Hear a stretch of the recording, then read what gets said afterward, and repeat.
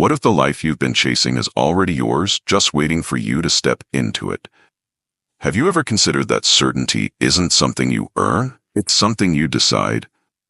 What if every setback you've experienced was never a detour, but a divine instruction guiding you forward? Let's get one thing straight. What you're about to hear isn't a motivational sugar rush. It's not entertainment. It's not advice you casually nod along to and forget. This is a complete shift. A radical reprogramming of how you move, speak, think, and shape your reality. It's a mental transformation designed to flip the default settings of your life. Most men never grasp this truth until their chances are behind them. Your life bends to the assumptions you hold about it. The way you expect things to turn out, good or bad, is the way they often unfold. And no, it's not some mystical force. It's not fate. It's focus. Your dominant thoughts don't just sit inside your head. They pull people, events, and decisions into alignment with themselves. They mold how you carry yourself, how you speak, how long you hold on, and when you give up. So here's the question that changes everything. What would happen if, right now, you assumed that everything is already working out in your favor, even when it's tough, even when it's dead silent, even when there's zero evidence in sight? What if you lived like the outcome was already guaranteed, like the door was already open, and all that was left was for you to walk through it? That's not delusion. That's mental architecture, intentional, disciplined, and practiced belief. The greatest minds in history knew this. They didn't passively hope things would improve. They engineered outcomes by programming their minds before reality ever caught up. Henry Ford didn't sit back wishing his ideas would catch fire. He decided. He declared that success was not optional, it was inevitable. Before the world believed in him, he poured his belief into blueprints, machines, and unshakable vision. Thomas Edison didn't crumble after one failure, or after 100, or 10,000. Why? Because he didn't carry doubt, he carried destiny. Success was already his in his mind, and he moved with the confidence of a man simply walking toward what was already written. Charles Schwab didn't operate from a place of fear or hesitation. His faith and his vision was so unrelenting, it shaped entire steel empires. His certainty didn't just move him, it moved other men to follow. And Andrew Carnegie, the man who revolutionized wealth and industry, didn't ask, "What if this fails?" He moved as if it had already succeeded. That's the posture that builds legacies. So the real question is, why not you? Why not now? Why not today? How long will you keep playing small, paralyzed by what-ifs and trapped by the stories your fear keeps repeating? You've spent enough time hesitating, enough time shrinking, enough time rehearsing failure in your mind like a script you didn't even write. It's time to burn that script, because the version of you that hesitates, that overanalyzes, that waits for external proof, he cannot survive alongside the version of you who walks with unshakable certainty. Both identities cannot coexist. One must die. Today I hand you a new frame, a new filter, a new internal law. Act as if everything always works out, not because there's a guarantee, but because it gives you power. It gives you posture. It gives you leverage. When you assume that success is inevitable, you move differently. You speak differently. You command your life instead of tiptoeing through it. This isn't wishful thinking. This is mental warfare, and you just stepped onto the battlefield. Dưới đây là phần tiếp theo của bản viết lại. Tiếp tục giữ nguyên ghi gốc, tăng cường sức mạnh ngôn từ và dẫn dắt mạnh mẽ hơn. Let this be your new operating system. And like any system that governs how you live, it must be installed through repetition. Not once, not twice, but daily, hourly. Until your subconscious accepts it not as theory, but as truth. You repeat it until doubt shrinks in the presence of your calm, until fear evaporates in the heat of your certainty. As here's a truth men rarely understand: fear cannot live where faith is constantly practiced. The moment you walk in full alignment with the assumption that the outcome is already locked in, fear begins to collapse. Not because it was defeated, but because it was starved. Faith and fear cannot feed from the same table. You must choose what you nourish. So I challenge you, listen with intention. Speak these truths aloud. Let them pass from your mouth into your bloodstream. Let them shake your nervous system, because what comes next isn't motivation, it's transformation. By the time this journey ends, You will no longer think like you used to. You will no longer speak like the man you were. You will not walk the same. You will not wait the same. And you will not doubt the same. Let's begin.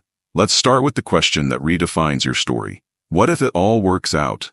Not just the easy wins, not just the comfortable parts, but every obstacle, every delay, every betrayal, every moment of silence where nothing made sense. What if even those chapters, especially those chapters, were part of a sacred design, preparing the exact version of you required for the life you've been asking for? Most people don't live in that kind of possibility. They live in anticipation of the worst. They rehearse failure more than they rehearse success. They wake up expecting disappointment. They speak about betrayal before love. They prepare for collapse even when life is trying to rise. And so their mind, obedient and responsive, builds a world that matches that expectation. It filters out the miracles and amplifies the mistakes. But there is another way, a superior way, a warrior's way.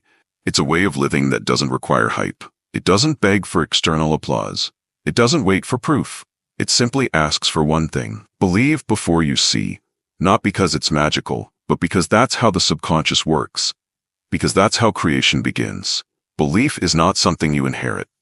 Belief is not something you stumble upon. Belief is a decision. And your subconscious doesn't argue. It doesn't say, "Are you sure?" It doesn't ask for credentials or data. It accepts what you feed it and builds from that assumption. If you tell it, "Things never work for me," it responds, "Understood." And it begins to reshape your perception to prove you right. You'll start noticing what's wrong.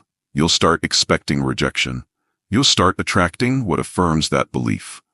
Not because it's destiny, but because you stopped looking for anything else. Now imagine the opposite. Imagine waking up every day, no matter the condition of your bank account, your relationship, your job, and you hear a quiet, powerful command looping in the background. Everything is working out for me, even if you're broke, even if the path is unclear, even if yesterday was full of failure. You still move like it's unfolding. You still speak like the doors are swinging open.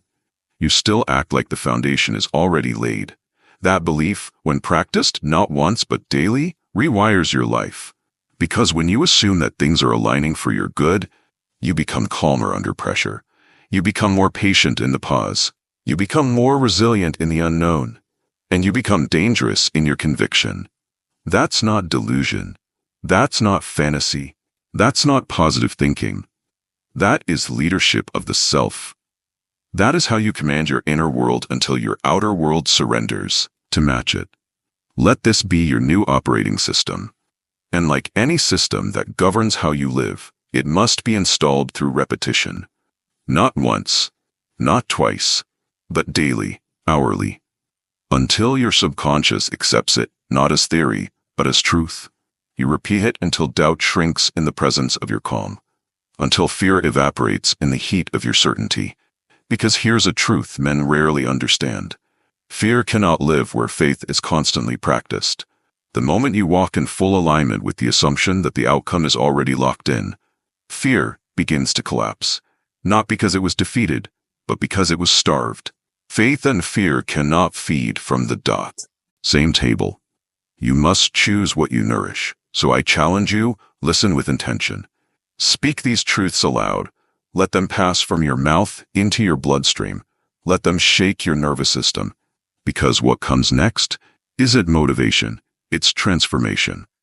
By the time this journey ends, you will no longer think like you used to. You will no longer speak like the man you were. You will not walk the same. You will not wait the same. And you will not doubt the same. Let's begin. Let's start with the question that redefines your story. What if it all works out? Not just the easy wins, not just the comfortable parts, but every obstacle, every delay, every betrayal, every moment of silence where nothing made sense. What if even those chapters, especially those chapters, were part of a sacred design, preparing the exact version of you required for the life you've been asking for? Most people don't live in that kind of possibility. They live in anticipation of the worst. They rehearse failure more than they rehearse success. They wake up expecting disappointment. They speak about betrayal before love. They prepare for collapse even when life is trying to rise. And so their mind, obedient and responsive, builds a world that matches that expectation. It filters out the miracles and amplifies the mistakes, but there is another way, a superior way, a warrior's way. It's a way of living that doesn't require hype. It doesn't beg for external applause. It doesn't wait for proof. It simply asks for one thing: believe before you see. Not because it's magical, but because that's how the subconscious works. Because that's how creation begins. Belief is not something you inherit. Belief is not something you stumble upon. Belief is a decision. And your subconscious doesn't argue. It doesn't say, "Are you sure?" It doesn't ask for credentials or data. It accepts what you feed it and builds from that assumption. If you tell it, "Things never work for me," it responds, "Understood." And it begins to reshape your perception to prove you right. You'll start noticing what's wrong. You'll start expecting rejection. You'll start attracting what affirms that belief. Not because it's destiny, but because you stopped looking for anything else. Now imagine the opposite. Imagine waking up every day, no matter the condition of your bank account, your relationship, your job, and you hear a quiet, powerful command looping in the background. Everything is working out for me, even if you're broke, even if the path is unclear, even if yesterday was full of failure. You still move like it's unfolding. You still speak like the doors are swinging open. You still act like the foundation is already laid. That belief, when practiced, not once, but daily, rewires your life. Because when you assume that things are aligning for your good, you become calmer under pressure. You become more patient in the pause. You become more resilient in the unknown. And you become dangerous in your conviction. That's not delusion. That's not fantasy. That's not positive thinking. That is leadership of the self. That is how you command your inner world until your outer world surrenders to match it. Thomas Edison once said, "I have not failed. I've just found 10,000 ways that won't work." Most people hear that and applaud his perseverance. But they miss the real power in that statement. He didn't just keep going. He assumed success was inevitable. He walked, talked, and worked as if the light bulb already existed, and he just had to catch up to it. He didn't ask, "Will this ever work?" He asked, "What else can I try?" Why? Because in his mind, it was already done. That's the difference between the man who folds after a few setbacks and the one who becomes a legend. One waits for proofs before he moves. The other moves until the world has no choice but to provide the proof. Think of Henry Ford. When he envisioned a car for the common man, his own investors laughed at him. Engineers said it was impossible. The world wasn't ready. But Ford didn't shrink. He didn't retreat into doubt. He didn't respond with long arguments. He moved forward, like the world was wrong and his vision was already realized. That isn't arrogance. That's assumption, backed by discipline. It's choosing to act like it's already happening, even when no one else sees it. The weak wait for confirmation. The powerful move with certainty. That's the mindset you must install. The outcome is certain. I just haven't arrived yet. So let me ask you again, and this time really answer. What if it all works out? How do you write what if? What if the delay wasn't punishment? What if the betrayal wasn't rejection, but redirection? What if the confusion wasn't chaos, but construction? What if the very thing you're calling a failure is the precise detour that introduces you to the most powerful version of yourself? Because here's the truth no one tells you. Once you install the belief that all of it serves you, you stop fearing the unknown. You don't just tolerate uncertainty, you welcome it. The unknown becomes evidence that something bigger is unfolding. You no longer need to micromanage every detail because you've already decided, I win. One way or another, I win. Your only job? Keep moving. Build when it's boring. Lead when no one's clapping. Train like the victory is already yours. Act like the outcome is locked in, even when the scoreboard says otherwise, because the scoreboard doesn't measure spirit. It doesn't track your faith. It doesn't account for the energy building in silence. Only you know that. Only you know the depth of your decision. Only you can carry that certainty until the world can no longer ignore it. So say it to yourself right now. I live as if everything is working for me. I don't panic. I prepare. I don't beg for signs. I build in silence. I don't fold because I've already decided the ending. This is not mindset fluff. This is not feel-good fiction. This is mental command. It's walking through chaos with internal order. It's building a calm so strong, it silences noise. Because when you truly decide how this ends, you don't flinch in the middle. So let the world doubt, let the skeptics mock, let the conditions shake. You walk like it's done. There is one trait, one force that separates the drifter from the builder, the wanderer from the winner, the man who reacts to life from the man who shapes it. That trait is definiteness of purpose. It's not a vague ambition. It's not a list of goals typed into your phone at midnight and forgotten by morning.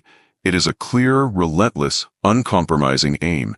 It is a sentence carved into your mind with such precision and intensity that it begins to orbit everything in your life. Every action, every decision, every word, every step. Because without purpose, your energy scatters, your focus fades. Your hours are stolen by distraction, and your potential leaks into 1,000 dead-end pursuits. Without purpose, you become a man who starts much, finishes little.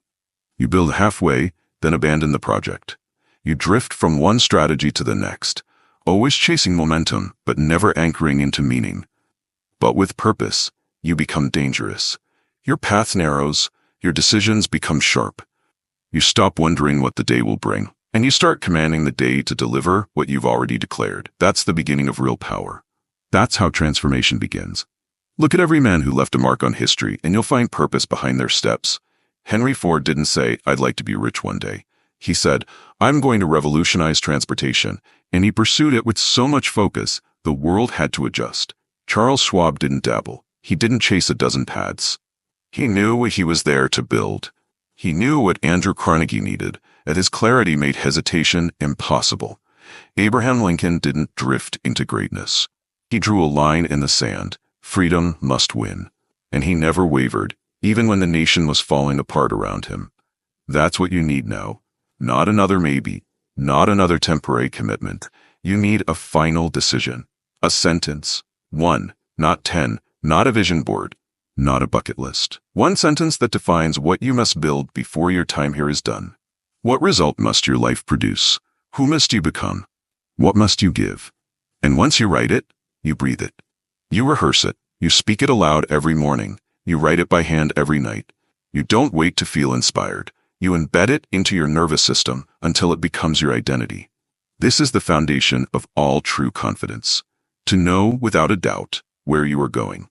Because when your steps are already assigned, you don't scroll in distraction. You don't flinch under pressure. You don't waste energy comparing yourself to other men. You move, you build, you execute, because you're too busy fulfilling your sentence, and that's what gives you spiritual immunity against doubt, against envy, against hesitation. You no longer need approval. You no longer require applause, because your purpose gives you authority.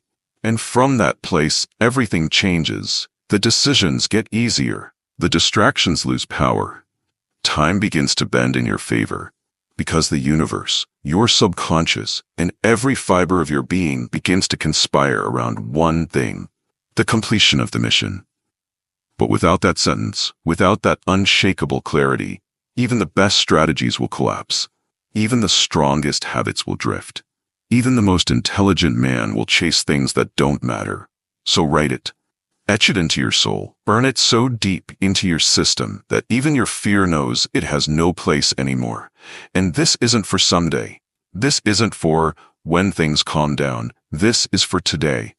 This is the day you stop floating like a leaf in the wind and start moving like a builder with orders from within. Say it aloud. I know my purpose. I follow it without apology. I no longer wait for clarity. I generate it. My energy is sacred. My direction is locked in.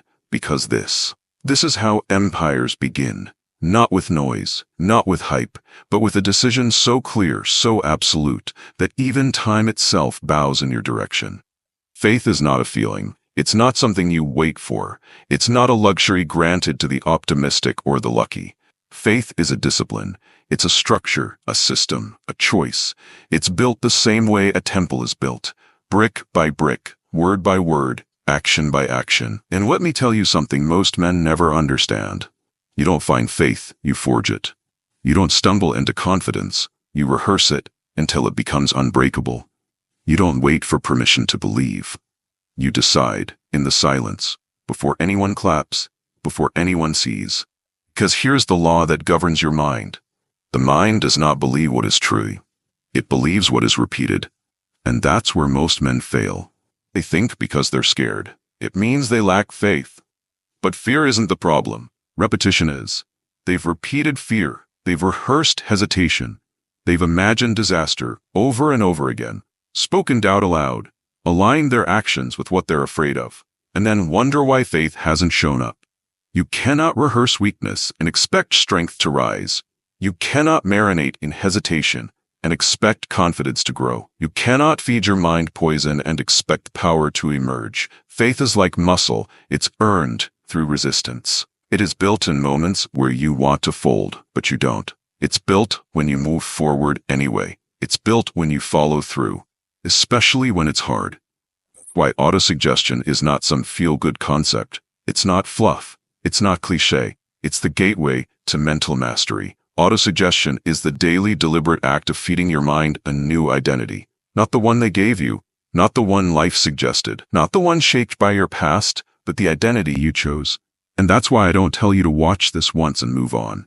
I tell you to repeat it, to declare it, to speak it back louder than the fear whispering in your mind. Because when you do, something changes. You start to believe yourself. You start to trust your own voice more than the outside noise. And that, my friend, is where all personal power begins, not in being loud, not in being flashy, but in a simple truth. When I speak, I listen. That's what separates a scattered man from a self-led man.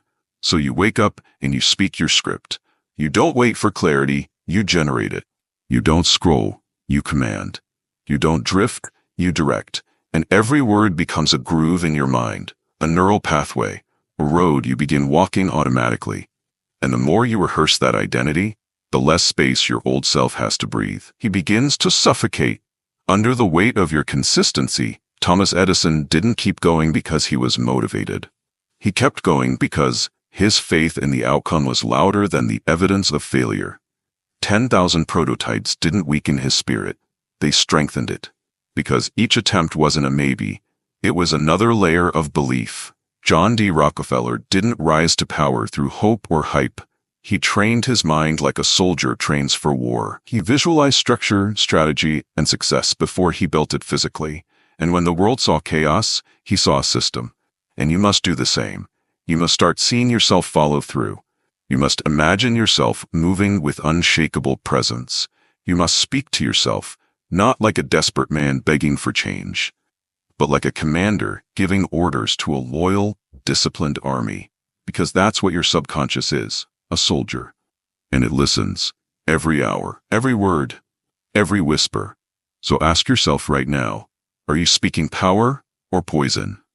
Are you reinforcing courage or conditioning cowardice? Are you feeding belief or validating fear? Because whatever you're repeating, that's what's becoming real. Faith doesn't shout, it doesn't beg, it doesn't need to be loud. It's quiet, grounded, unbothered. It doesn't perform for the crowd. It acts even when no one is watching. That's how Abraham Lincoln led a nation through division. He wasn't the loudest. He wasn't the flashiest. But his belief in the vision was so complete, it couldn't be shaken loose. When faith becomes unshakable, action becomes automatic. You don't try to rise, you rise. You don't wonder if you're ready. You move, and the world, inevitably, responds. So here's your instruction. Write your chief aim. Speak it aloud every morning and every night, but not just as a ritual. Say it with emotion, with certainty, with fire. Visualize the outcome, clearly, boldly, fully, and not just once, not when it's convenient, daily, over and over until that identity is no longer foreign, but familiar, until the words don't just sound strong, they sound like you. Say things like, I am focused, I am disciplined, I act with purpose, I do not flinch. Because this is not theory, it's not motivational sugar, it's practice. And when you practice long enough, something profound happens. The man you used to be, the one built from hesitation, fear, and uncertainty, starts to disappear. He fades, he crumbles, he no longer has room to live in a mind that's been trained for greatness. And what rises in his place? a man of conviction, a man of direction, a man of unshakable faith that leads to unshakable action. Not someday, not when you're ready, not when it's easy. Today, because there comes a moment in every man's life when he must make a decision so final, so violent, that there is no going back. That is what it means to burn the bridge. Burning the bridge is not symbolic. It is not poetic. It is strategic. It is the moment you destroy every escape route to your old identity. It is the moment you say, there is no version of me that plays small anymore. There is no backup plan. There is no retreat. There is no exit. Because here's the universal law of transformation. You cannot become someone new while still clinging to the old you. You cannot carry forward the man who scrolls aimlessly, who fears criticism, who begs for signs, and expect to become the man who builds empires. One of them has to die. And when you make that choice, when you sever the ties to your former comfort, you activate a new part of your mind, a primal part, a warrior part, the part that understands, I must win. There is no alternative. Andrew Carnegie understood this better than anyone. He didn't surround himself with men who were interested in success. He only chose men who had burned the bridge to every other pursuit. Because a divided mind is a defeated mind. And so must you. You cannot serve two masters, the man you were and the man you're becoming. So if you're serious, really serious about evolution, it means this. You delete the contacts that drain you. You clean your space of anything that reinforces the old identity. You stop visiting the corners of your mind where fear still echoes. You stop leaving the door cracked open for the past version of you to sneak back in. You destroy the staircase back down. Because comfort is a liar. It says you're fine where you are. It whispers that growth can wait, that someday is soon enough. But greatness does not live there. It begins the moment you say, there is no going back, only forward. That's what Henry Ford did when he bet everything on the assembly line. People mocked him. Critics attacked him. His own team doubted him. But Ford didn't ask for validation. He didn't try to prove himself with words. He decided. And then he executed. Because a man who has burned the bridge doesn't entertain doubt. He doesn't have the time. He's too busy building. So now it's your turn.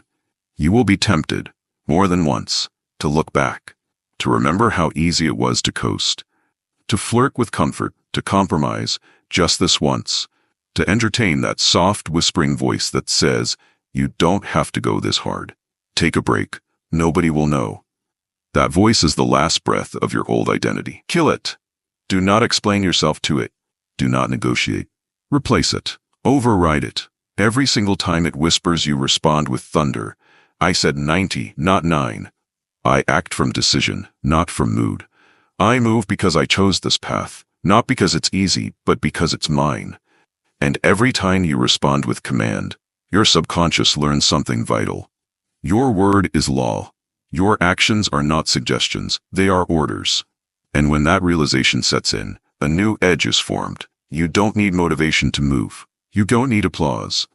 You don't even need to feel ready. You move. Because the bridge is gone, and the only direction left is forward. There is one trait so rare, so powerful, and so feared by mediocrity, that it instantly separates the man who makes history from the man who watches it unfold. That trait is decisiveness. You don't drift your way into greatness. You decide your way there. One clear decision, repeated without apology, without hesitation, without compromise. Understand this. Indecision is the breeding ground of fear. And the longer you wait to choose, the louder doubt becomes. A man who delays, decays. Every time you hesitate, even for a moment, you give space for outside opinions to creep in. You invite distraction. You let fear disguise itself as logic. And bit by bit, your clarity evaporates. Your confidence erodes. Your fire flickers. But a man trained in decisiveness? He's lethal. He doesn't need consensus. He doesn't need approval. He doesn't ask for comfort. He decides, and the world responds. That's why the elite live by a simple law. Decide fast, change your mind slowly.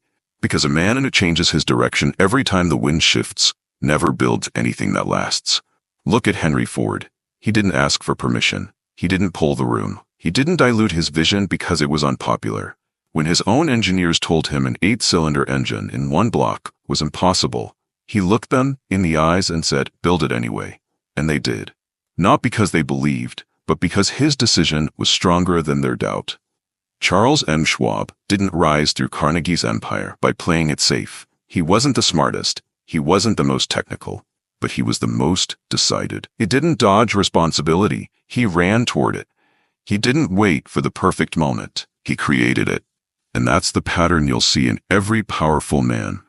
Abraham Lincoln didn't wait for clarity from his cabinet before writing the Emancipation Proclamation. He decided, because the weight of freedom mattered more than approval. Andrew Carnegie didn't build an empire through endless research. He built it through direction, through finality. One goal, one mission, one aim. And the world bent around it. Your life works the same way. Until you decide who you are, the world will keep assigning roles for you. It will hand you distractions. It will script a path for your mediocrity.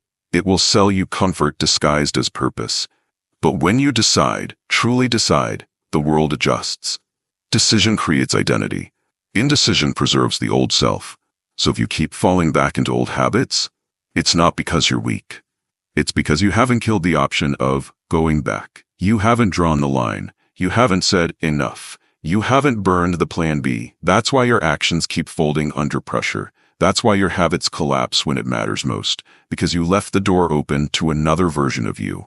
So let me give you an instruction, clear, final, and immediate. Make one powerful decision today, and refuse to revisit it. If it's fitness, decide.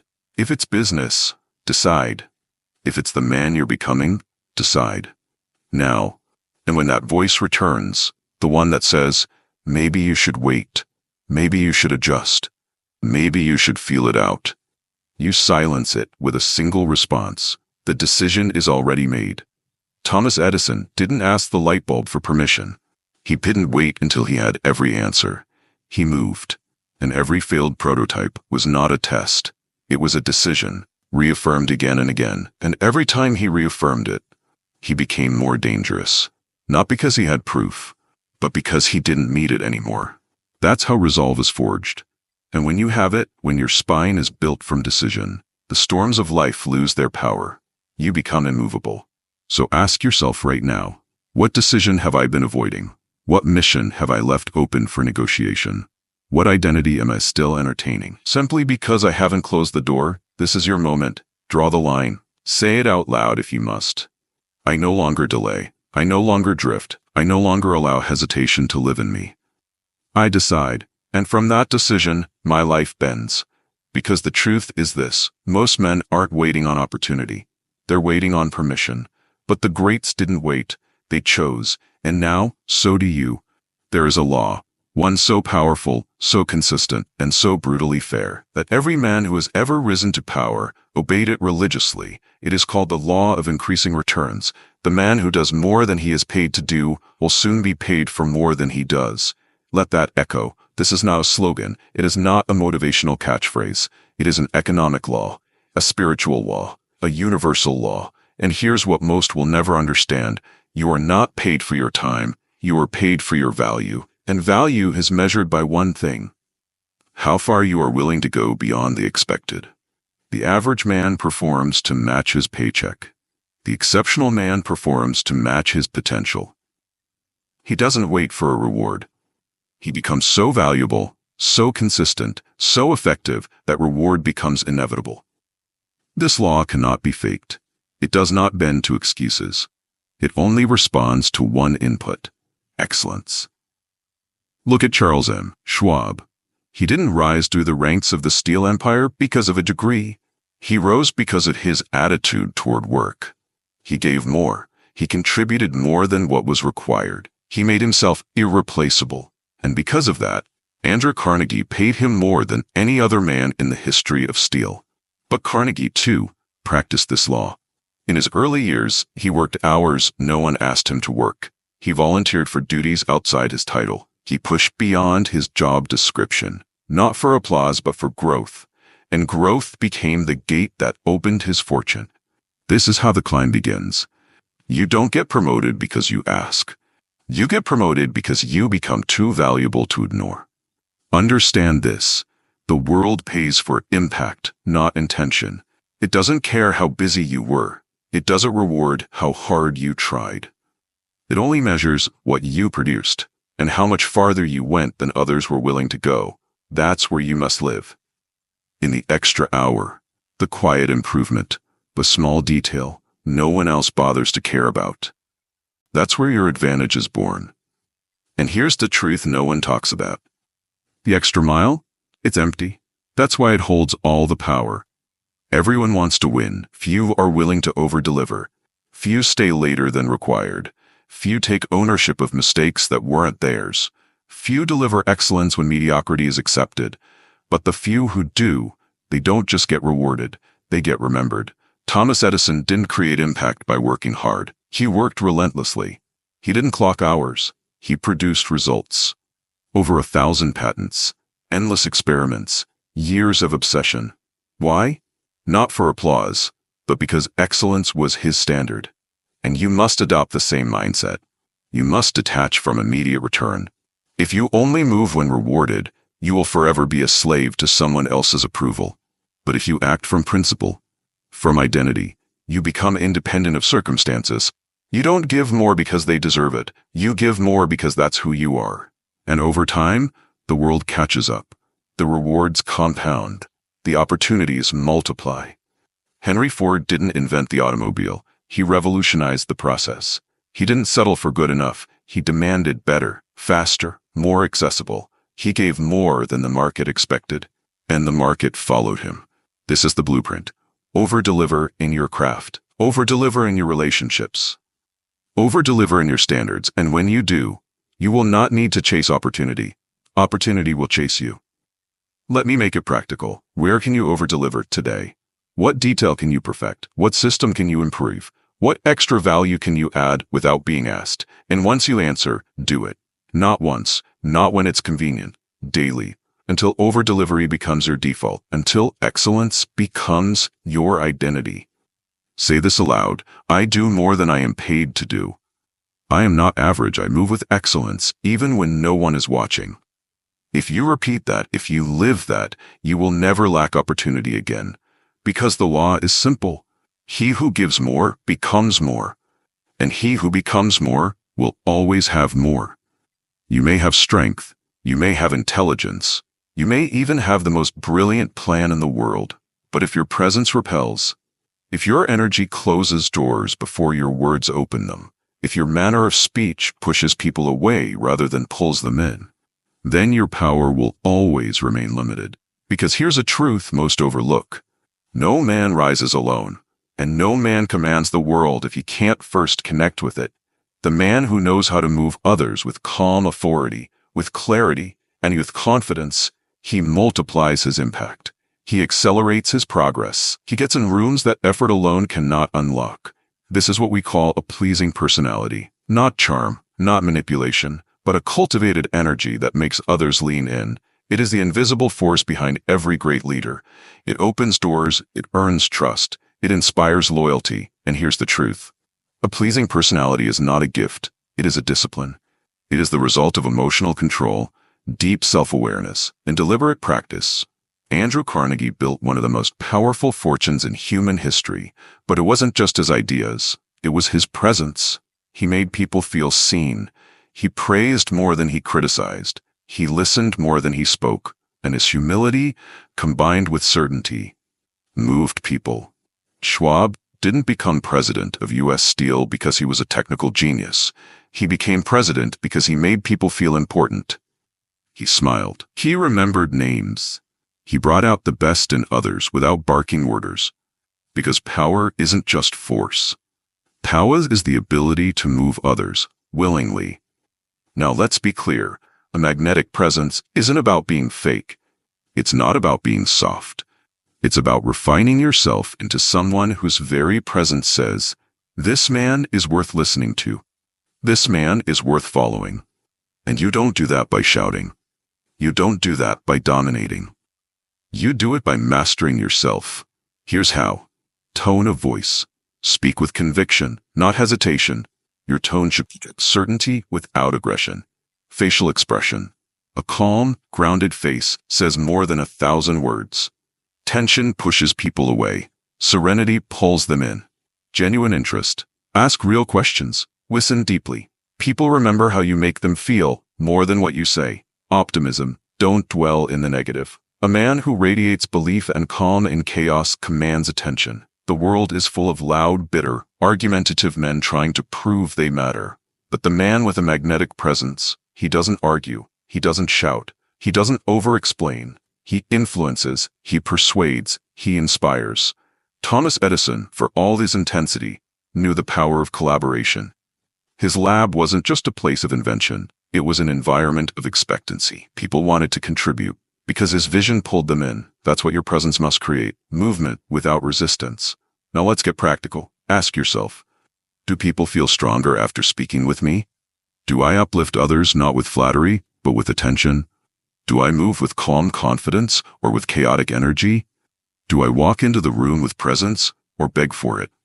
Because here's the bottom line. The most powerful man in the room is not the one who talks the most. It's the one everyone listens to when he finally speaks. Abraham Lincoln is remembered not because he dominated every conversation, but because he combined firmness with humility. He spoke with clarity, with purpose, and with presence. Even in crisis, he was grounded. Henry Ford wasn't polished in speech, but his consistency, his vision, and his resolve gave his words weight. That's what builds trust. So here's your challenge. Speak less. When you do, speak with intention. Smile, not as a mask, but as a message. I'm in command of myself. Move slowly. Speak clearly. Make others feel seen. And most of all, live in such a way that your presence makes others want to be better, without you ever saying a word. Say this aloud. My presence is calm, powerful, and persuasive. I make others feel seen, heard, and understood. I do not argue, I influence. And when you repeat this long enough, it becomes magnetic. The world doesn't just listen, they begin to lean in. Let me tell you something you already know, but maybe haven't accepted. Watching this once is not enough. You cannot rewrite years, decades of fear with one round of motivation. You cannot dismantle old beliefs with a single burst of energy. You cannot erase programming that's been running for most of your life with a single listen. Why? Because your subconscious mind doesn't respond to one-time inspiration. It responds to repetition. Repetition is the language of the subconscious, and the strongest loop, the one you feed the most, wins. If your old loop is, I'm not good enough, I always fail, nothing works for me, then it will dominate, until a stronger loop replaces it. If hesitation has been your default setting, then action must become your new one. If panic has been your response, then preparation must become your weapon. So here's what you do. You feed your mind certainty. You don't just hear these words, you speak them. You don't just feel them, you repeat them. You memorize the phrases that shook your core. You let them play like music in the background of your mind, not once, not twice, daily, until they overwrite the old identity. This is not entertainment, this is installation. This is not a video, this is a ritual. Because the truth is, your mind is always being programmed. The only question is, by whom? By fear? By society? By old failures? Or by you? So from this moment forward, you take the pen back. You write the code. You design the identity. You program the belief. And you reinforce it until there is no space for doubt left. Try this right now. Close your eyes, breathe deep, and say it slowly with full presence. I am not afraid. I act without hesitation. I am focused. I am certain. I am becoming who I was meant to be. Now feel what happens in your body. That shift, that surge, that's not imagination. That's neural reinforcement. That's your identity being updated in real time. Now imagine doing that every day for 90 days. One sentence, one command, one fire, not a spark, a circuit. You don't just say it until it sounds good. You say it until it feels like the only truth you've ever known. Because what you feed forms you. What you repeat becomes you. So don't let this message fade. Don't treat this like something you watched on a good day. Build your mornings around it. Build your identity from it. Let this become your standard. And if someone asks you, why do you keep repeating that same message? Why do you play the same words again and again? You look them in the eye and say, because I'm not here to be entertained. I'm here to be rebuilt. That's the difference. That's why you'll rise while they hesitate. That's why you'll build while they drift. That's why you'll walk into every room like the man who already has what he came for, because you've done the inner work. You've done the repetitions, you've coded the certainty, and now it's automatic. This is not fantasy. This is not mysticism. This is mental reconditioning. The world changes after you do. So let me leave you with this. Say it one last time. Spine tall, voice strong. Let your identity catch fire. I am not afraid. I act without hesitation. Everything is working in my favor and I move like it. Because now, you don't wait. You don't hope. You don't hesitate. You walk like it's done. You speak like your voice creates reality. You move like success is catching up to the identity you already installed. And if you ever forget, you come back, you press play, and you remember. You are the breakthrough. You are the fire. And you've already decided the ending.